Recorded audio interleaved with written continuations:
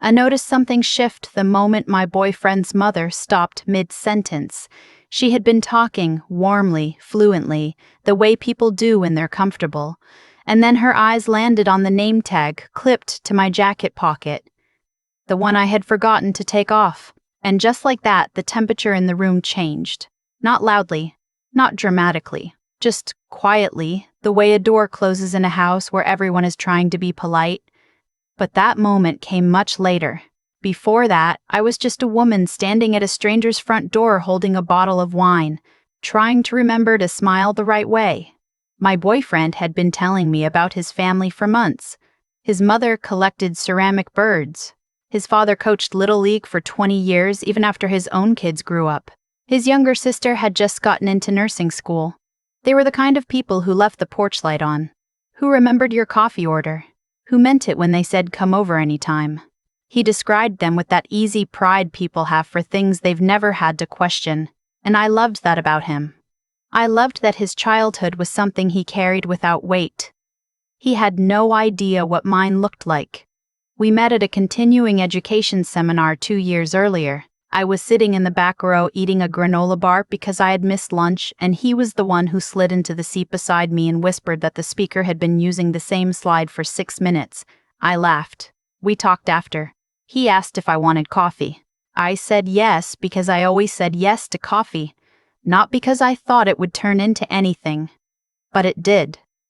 What I didn't tell him that night, or the next morning, or the 40 or so dates that followed, was what I actually did for a living. Not entirely. I told him I worked in medicine. That was true. I told him I did procedures. Also true. When he asked what kind, I said cardiac. He nodded and asked if it was stressful. I said sometimes. He said he couldn't imagine. I said it gets easier.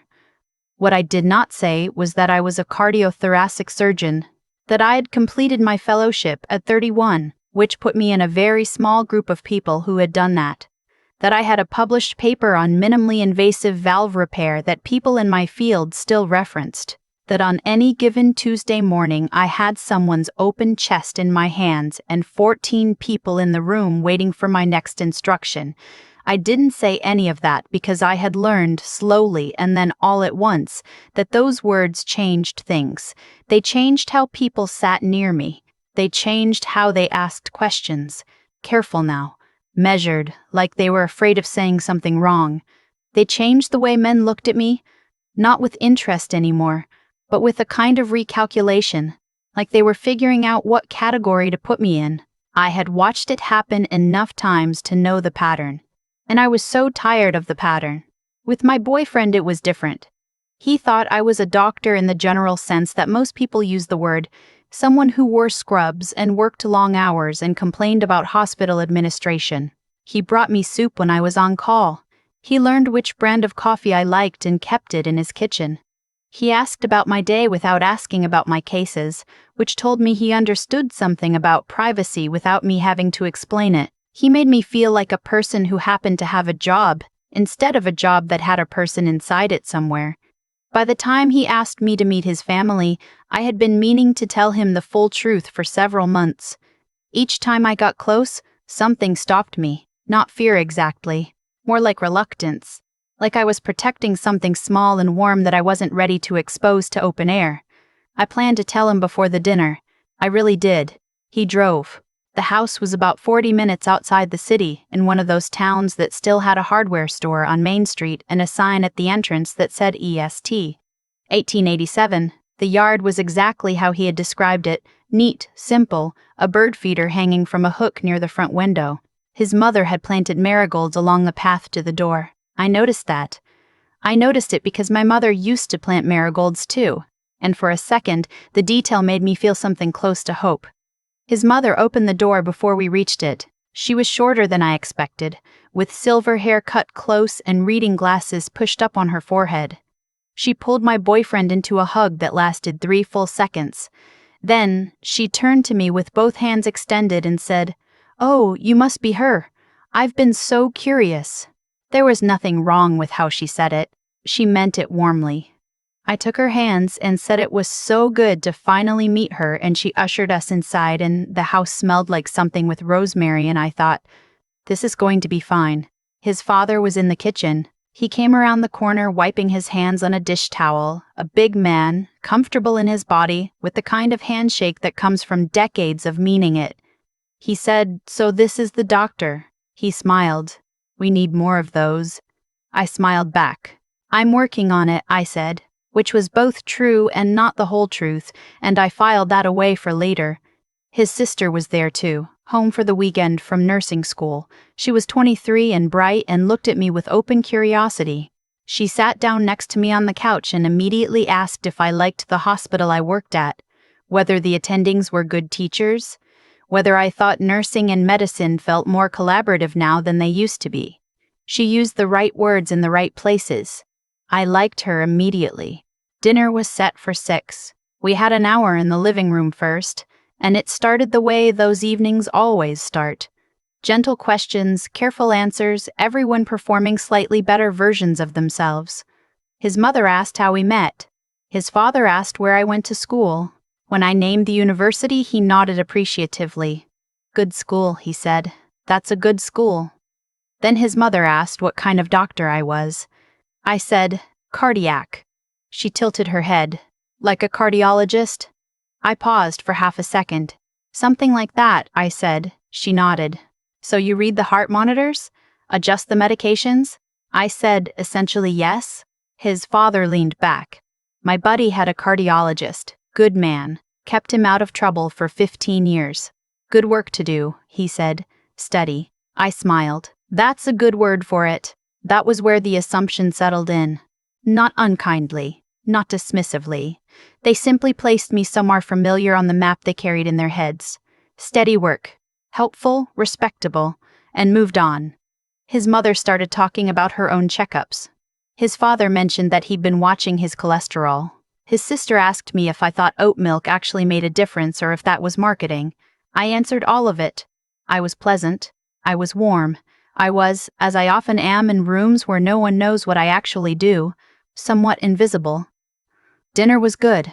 His mother was a real cook, the kind who made things from scratch, not because she had to, but because she wanted to.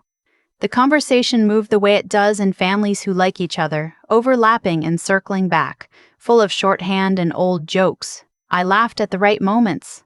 I asked questions. His father told a long story about coaching a kid who was absolutely terrible at baseball, but showed up every single practice for 3 years. He said the kid became an engineer. He said that was the point of the whole thing, not the baseball. I thought that was a beautiful thing to believe. At some point, the conversation turned to his sister's program. His parents lit up talking about her, the clinicals she'd started, the professors she liked, the fact that she was already thinking about pediatrics. His father said, "We're going to have 2 medical people in the family." He said it looking at me, and his smile was generous, genuinely so. And then his mother said something that I would think about for a long time afterward. She said, "It must be nice for you being around the doctors, learning from them. That kind of exposure is so valuable for nurses." There was a pause, not a long one. His sister opened her mouth. My boyfriend looked at his plate. I said, "Yes, the collaboration is really important," and I let it sit there. Not because I wanted to make a point, not yet. I let it sit there because I wanted to understand what I was feeling, and what I was feeling was not quite anger. It was something more like recognition. I had been placed in a category, helpful, adjacent to real expertise, present but secondary, and no one in the room had questioned it, not even the person who knew me best. His sister caught my eye across the table. She had understood immediately. I could see it. She opened her mouth again, and I gave the smallest shake of my head. "Not now." She closed it. After dinner, his mother brought out coffee and a plate of something she had baked that afternoon. She asked if I had always wanted to be in medicine. I said yes, since I was about 8. She asked if I had a specific moment. I told her about the summer my grandfather had a cardiac episode on the back porch, and the paramedics came and I watched them and couldn't look away. She said, "Oh, that's a beautiful origin story." His father asked how long the training was for my kind of work. I took a small breath. For what I do specifically, I said, it's about 4 years of medical school, 5 years of general surgery residency, and then 2 to 3 years of fellowship. He looked up from his coffee. That's a long road for nursing. My boyfriend went very still. His sister set her cup down carefully. I'm not a nurse, I said. I'm a surgeon. Cardiothoracic. I operate on the heart and lungs. The room didn't fall apart. People didn't gasp. His father's expression shifted the way a landscape shifts when clouds move. Subtle, then total. He said, "A surgeon." I said, "Yes." He said, "Like you actually do the surgery." I said, "I do the surgery. I've been doing it for 4 years. Before that, I was in training for 8. His mother said, "But you're so—" She stopped herself. Young was the word she didn't finish. His father set his cup down very slowly. His eyes moved to my boyfriend and then back to me. He said, "Why didn't you say so?" That was the question, the real one. And I'd thought about how to answer it. I said, "Because I wanted to see who you were when you thought I was ordinary." No one knew what to do with that. His sister reached across and touched my hand. Just briefly. I understood. His father was quiet for a long time. His mother refilled cups no one had asked to have refilled. My boyfriend sat in a particular kind of stillness that I had not seen from him before. I couldn't read it yet. I wasn't sure if it was shame or shock or something more complicated.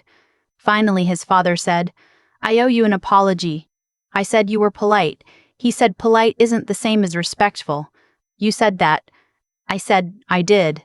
He looked at his hands. I spent 40 years working, he said slowly. I know what it takes to get somewhere. I should have asked more questions instead of making assumptions. I said most people don't ask. They place you somewhere and that's where you stay. His mother said, "I'm embarrassed. You don't need to be," I said. But I think I understand why. That was not entirely comfort. It was honesty, which is different, and she seemed to know it. The rest of the evening was careful. His parents asked different questions now, real ones, the kind that required actual answers. His father wanted to know what the hardest part of surgery training was. His mother asked if I had a mentor who changed things for me. His sister started asking the kind of specific questions that made me realize she'd been curious about this the entire time and hadn't known she was allowed to be. My boyfriend barely spoke. On the drive home, he kept his eyes on the road. The radio was off. The town lights thinned out and became highway dark. I said, "You can say something." He said, "I don't know what to say." I said, "That's a start." He said, "I knew you were a doctor." I thought I knew. I said, "You knew you were a doctor." I thought I knew. I said, "You knew I worked in medicine." You didn't ask much beyond that. He said, "I didn't want to make you feel like I was with you for the wrong reasons." I thought about that. It was not a bad instinct. It came from somewhere real. I said, "I appreciate that. But there's a difference between not pressing someone and not knowing them." He said, "I feel like I've been driving someone home for 2 years and I just found out she knows how to fly." I almost laughed. "Something like that," I said. He said, "Are you angry at me?" I thought honestly before I answered. "No," I said. "I'm watching. There's a difference." He didn't respond for a while. Then he said, "I didn't defend you at dinner." I said, "No." He said, "When my mother said what she said, about the nurses, I didn't say anything." I said, "I noticed." He gripped the steering wheel. I didn't know what to say in the moment. I said, "You knew enough to go quiet." That was something, he said. "It's not enough." I said, "No. It isn't." We didn't argue. That was almost harder. The next few days were strange in a specific way. He was more careful with me. He asked how my shifts were. He sent an article he'd read about cardiac surgery outcomes. He left me a voicemail once just to say he was thinking about me, which he'd never done before, and something about that made me sadder than the dinner had, because I understood what he was doing. He was trying to rebuild a version of how he saw me, and I wasn't sure yet whether the version he was building was actually me, or whether it was the idea of me, the surgeon, the achievement, the something impressive he could anchor himself to. That distinction mattered more than I knew how to explain. His mother called on a Wednesday, not texted. Called. She said she had been thinking about the dinner and she wanted to understand, not to excuse herself, but to understand. I was surprised enough by that I sat down on my kitchen floor and talked to her for 40 minutes. She said, "I've been asking myself why I assumed what I did." I said, "What did you come up with?" She said, "I think when someone is young and a woman and pretty, I fill in the rest." I don't mean to. I didn't realize I was doing it. I said, "Most people don't realize it until they're forced to." She said, "My husband says I owe you more than an apology." I said, "What does he think you owe me?" She said, "He thinks I owe you the honesty I would have given someone else from the start." I thought that was both right and something she would never fully understand the weight of. I thanked her for calling. I meant it. His father called separately, 2 days later. He asked if I would be willing to have coffee with him. Not with my boyfriend, not as a family thing, just him. He said he had something he wanted to say in person. We met at a diner not far from their house. He was already there when I arrived. He stood up when I came in. He was the kind of man who did that automatically, which I noticed. He said, "I don't have a prepared speech." I said, "Good, I don't like prepared speeches." He wrapped both hands around his coffee cup. He said, "I spent my whole career working in logistics, managed a warehouse for 30 years, built something real from nothing. I know what effort looks like. I know what it costs. And when I thought you were a cardiac nurse, I respected that. I want you to know that. But I respected it like I respected something solid and useful. Not like I respected something that had taken everything someone had." I listened. He said, "The way I talked to my buddy's cardiologist was different. I know that now. And the only difference was what I thought he could do." I said, "That's an honest thing to admit." He said, "It doesn't feel good." I said, "It's not supposed to, but it's the beginning of something." He looked at me. He said, "My son loves you." I said, "I know." He said, "And you love him." I said, "I do. But love doesn't answer everything." He nodded. He said, "I used to think my son needed someone who would make things easier. That was wrong. He needs someone who makes him better." I said, "That's not my job either." He frowned slightly. I said, "That's his job. All I can do is be honest about who I am and let him decide what he wants to do with that." He sat with that for a moment. Then he said, "He's trying." I said, "I know. I'm watching." He smiled, a small one. He said, "You say that a lot." I said, "It's true a lot." The hardest conversation was not with his parents, it was with my boyfriend, 3 weeks after the dinner, on a Sunday afternoon when neither of us had anywhere to be. He came to my apartment. He brought the coffee I liked. He sat across from me at the kitchen table and didn't pretend we were there for something casual. He said, "I've been thinking about what I actually knew about you before all this." I said, "What did you come up with?" He said, "I knew your laugh. I knew you hate ceiling fans. I knew you read on your lunch breaks and you take your calls in stairwells and you never talk about patients, but you always talk about the people you work with. I knew you get quiet when you're actually worried about something, not loud like most people. I knew you like the window seat on planes. I knew you don't say things you don't mean." I said, "That's a lot." He said, "It's also nothing."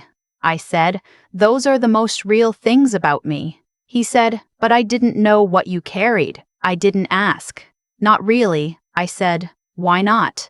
He was quiet for a moment. He said, "I think I was afraid that if I understood everything you were, I would stop believing I was enough." I let that land. I said, "That's not a problem with me. That's a problem with how you see yourself." He said, "I know, I've been working on that." I said, "How?" He said, "I started talking to someone, a therapist." He said it quickly like he expected me to react in some way. I just nodded. I said, "I'm glad." He said, "I told her about the dinner. She asked me why I went quiet when my mother said what she said. I told her I didn't know. She said I did know. She said I did know. She was right. I went quiet because in that moment I was relieved that the assumption had landed somewhere else. I was relieved it wasn't about me. I said, "That's honest." He said, "It's ugly." I said, "Honesty usually is." He looked at the table. He said, "I don't want to be a man who stays quiet when the woman he loves is being minimized, even when it's not intentional, even when it's uncomfortable." I said, "That's a big thing to decide." He said, "It's not a decision, it's something I'm learning. There's a difference." I thought about that. I thought about how different that sentence would have sounded from him 3 weeks earlier. I said, "I need you to understand something." He looked up. I said, "I didn't hide my job to test you. Or at least, that wasn't all of it. I hid it because when people know, the person they see shifts. And I had this version of our relationship where I was just a woman sitting in the back row eating a granola bar and you chose her. That mattered to me more than I knew how to say." He said, "I would choose her again." I said, "I know. But I also need you to choose this. The whole thing. Not because it's impressive, because it's me." He said, "I do. I want to." I said, "Want to isn't there yet." He said, "No. But I think I'm closer." That was the most honest conversation we'd had. It wasn't a resolution. It was more like the beginning of the right kind of problem. The kind where both people are actually trying to understand something instead of just trying to feel better. His sister texted me that night. She said, "For what it's worth, I knew the whole time." She sent a small emoji after it and then another one that was a heart, and I stared at those two things for a long time. I wrote back, "I know you did. Thank you for following my lead." She wrote, "Any time. Also, I have like 40 follow-up questions when you're ready." I wrote, "I'll make time. Also, I have like 40 follow-up questions when you're ready." I wrote, "I'll make time." The weeks that followed were different, not easier exactly, more real. His mother stopped performing careful respect and started just being curious. His father started telling me things about his own life that he clearly didn't tell many people, the warehouse years, the mistakes he'd made managing a team when he was young, the things he wished someone had said to him. It was like once the surface broke, something genuine came up. My boyfriend learned to stand next to me in a room instead of slightly behind it. I noticed the first time it happened at a dinner with some of my colleagues. He wasn't intimidated, or rather, he was, but he didn't disappear into it. He asked questions, he listened. On the drive home he said, "Your colleague Marcus is really funny." I said, "He is." He said, "He told me the story about the time you fell asleep standing up in a supply closet during your 3rd year of residency." I laughed. He said, "I like that story." I said, "Why?" He said, "Because it's the most human thing I've heard about that world." I said, "It's full of those." He said, "Tell me more." So I did. That was the shift I had been waiting for. Not him adjusting to my title. Him adjusting to my life. The strange hours, the weight of the decisions, the way I go quiet on Thursday evenings before a complicated Friday case. The fact that I sometimes sit in my car in the hospital parking garage for 10 minutes, after a long day before I can drive. He started leaving dinner later on those nights without me asking. He started not asking why, he just knew. That knowing, ordinary, quiet, accumulated, was what I had been trying to protect from the beginning. And somehow, through all of it, we had found our way to it from the other side. One evening, his father said something to me that I have held on to since. We were at their house for a regular Sunday dinner, no ceremony, no formality, just food. He was washing dishes, and I was drying, a thing that had somehow become our routine. And he said without looking up, "I used to think respect was something you gave to positions." He rinsed a bowl. "Turns out it's something you give to people. The position is just the paperwork." I thought about that for a long time. I thought about what it had cost him to arrive at that sentence. Not the words. Words are easy. But the actual unlearning, the friction of seeing yourself differently than you'd planned, that costs something real. And he had paid it. That mattered to me in a way I hadn't expected. There is something I have learned, working in the place where I work, doing the thing I do. I have stood in operating rooms at 3 a.m. with someone's life in my hands, and I have learned that the moments that reveal who a person is are never the loud ones. They're not the grand speeches or the obvious tests. They're the small ones. The pause before someone speaks. the choice to stay quiet, the decision to stand up or stay seated, the way someone holds a coffee cup when they think the conversation is over. I had walked into that house as someone easy to overlook, and I had learned again what I keep having to learn, that how people behave when they think nothing is at stake is the truest information you will ever have about them, not the version they perform for admirals or surgeons or anyone they've been told to impress.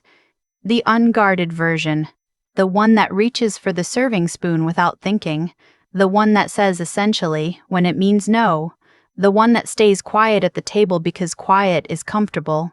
That version doesn't lie. And what you do with that information, how you weigh it, what you ask of the people who revealed themselves, whether you find grace for the ones still learning, that is entirely up to you. I'm still figuring out my answer. But I'm doing it honestly, with people who are doing the same. And for now, that is enough. If you've ever walked into a room and felt yourself become smaller because of how someone saw you, this story is for you. Not because the ending is perfect, but because you already know what it feels like to be unmeasured. And I hope you also know, or you're learning, that the people worth keeping are the ones who don't need a title to see you clearly.